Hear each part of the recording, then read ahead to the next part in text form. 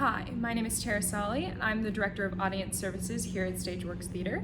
And today, for Stageworks Storytime, I will be reading you Giving Thanks, the 1621 Harvest Feast.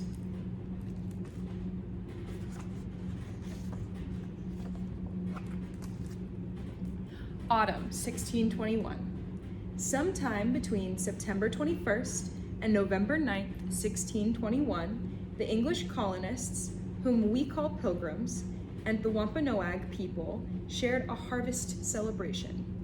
Through time, stories and popular myths have evolved around this event, which has come to be known as the first Thanksgiving. But this is the story of what might have happened during those days, as told by Dancing Moccasins, a 14-year-old Wampanoag boy, and Resolved White, a 6-year-old English boy. Dancing Moccasins.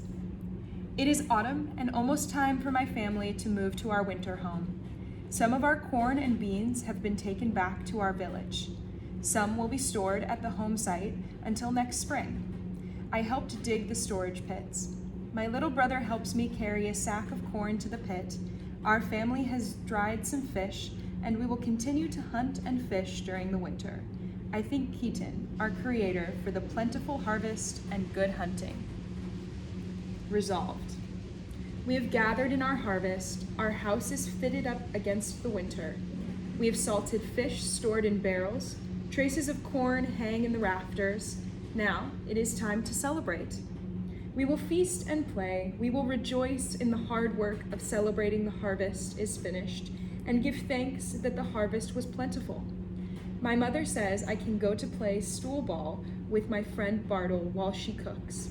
We follow my Uncle Gilbert and other men while we are fowling. Dancing Moccasins.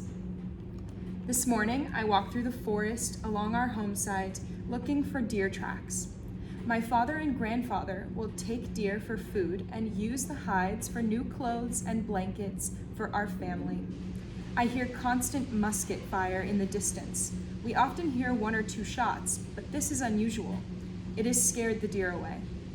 I go to the edge of the forest and to see what the English are doing. I've seen them many times before, but they have never noticed me. Today, some of the children are playing a game. A red-haired boy hits the ball and it lands near me. Resolved. I throw the ball, but miss the stool broadly. It lands near the foot of an Indian boy who is standing at the edge of the forest. He throws the ball back to me. I know him not, but I give him greeting. He answers back in his tongue. I see him surveying our men at arms and the cleared fields. I run to tell my friend Bartle, but when we look back, the boy has disappeared into the forest. I wonder why he watches us. Dancing Moccasin. I run right back to our English home site to report the activity in the English village. I rarely see the English children playing, and the men are shooting at the targets instead of hunting animals. I also tell my father about the deer yards I found at the edge of the forest. Just then, a tall man comes up the path. He is a messenger from the Mazuit, bringing news that our Sachem is journeying to visit the English. He wants father to join the group in the morning. I wonder why Mazuit goes to visit the English. Resolved. Although I watch the forest, the Indian boy does not show himself again. Past midday, my Uncle Gilbert comes out of the forest with many ducks. He asks me to carry them home. Play is done for today. I sit outside to pluck the fowl. Feathers fly all around. A messenger from Pokanoet comes to our house and asks for my stepfather. I hear him say that Mazuit, his wife, and many men are on their way to visit our village. My stepfather is curious. What is the purpose of King Mazuit's visit? He wonders out loud.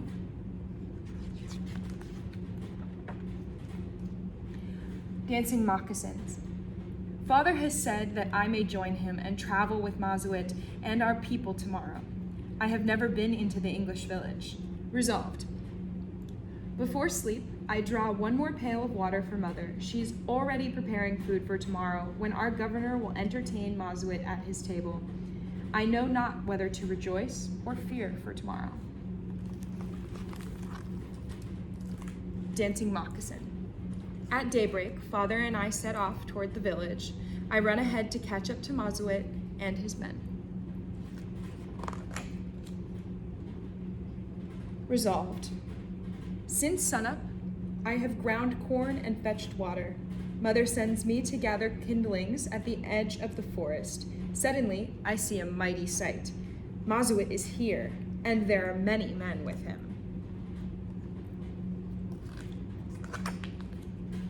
Dancing Moccasins. When we reach the edge of the forest, I hear a drum. The English leader is coming to meet us. He bows to our sachem. Resolved. King Mazuit greets Master Bradford, our governor. The musketeers salute the visitors like royalty. Dancing Moccasins. Mazuit sends several hunters to get deer as a gift for the English. Father sends me, too, since I tracked deer nearby yesterday. Resolved. Mother has gone to our governor's house to oversee dinner. I peek through the window and see my stepfather, Master Bradford, Mazuit, and other important men at the table. Their food is finer than any I've seen since leaving home. Both the governor and the king give thanks for the food. Dancing Moccasins. The hunt was successful. We have returned with 5 deer, which were given to the English. I help set the fire pits and gather poles and furs to build our shelters. This is where we will eat and sleep during our visit. Some of the native children are playing a game. They are Hobbamock's family and live close to us. The boy I saw in the forest is with them. Dancing Moccasins. Some of our young children are playing the pin game. The red-haired English boy is watching. I call to him and show him how to play. He is not very good at first, but this game takes practice. Resolved. Later, I watch some of our men and some of the native men pitching the bar in the street. Each wants to be the strongest and throw the log the farthest. Resolved. As the sun lowers, I sup with some of the other village children's and their families. There is venison and duck and goose and pompion and samp. Dancing Moccasins. Father and I cook some venison and talk about this day. I am glad he allowed me to join him. Dancing Moccasins. Later, Father leads the singing. He uses singing sticks to keep time.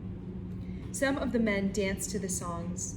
They do the warrior's dance. I can see the English boy watching from the hill. Resolved. Mother calls me home. I help her cook, since the celebration will last several days.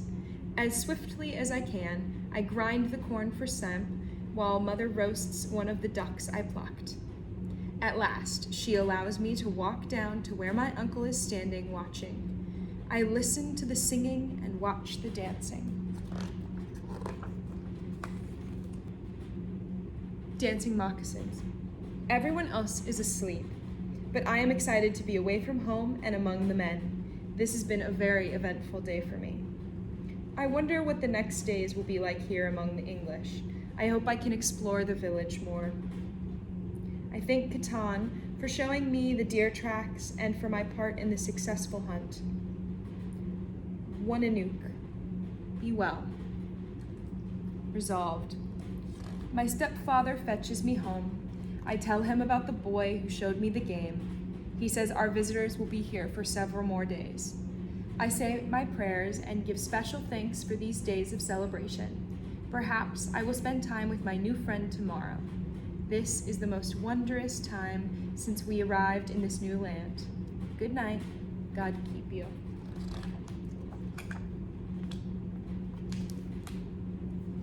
The end. Happy Thanksgiving from all of us here at Stageworks, and have a wonderful day.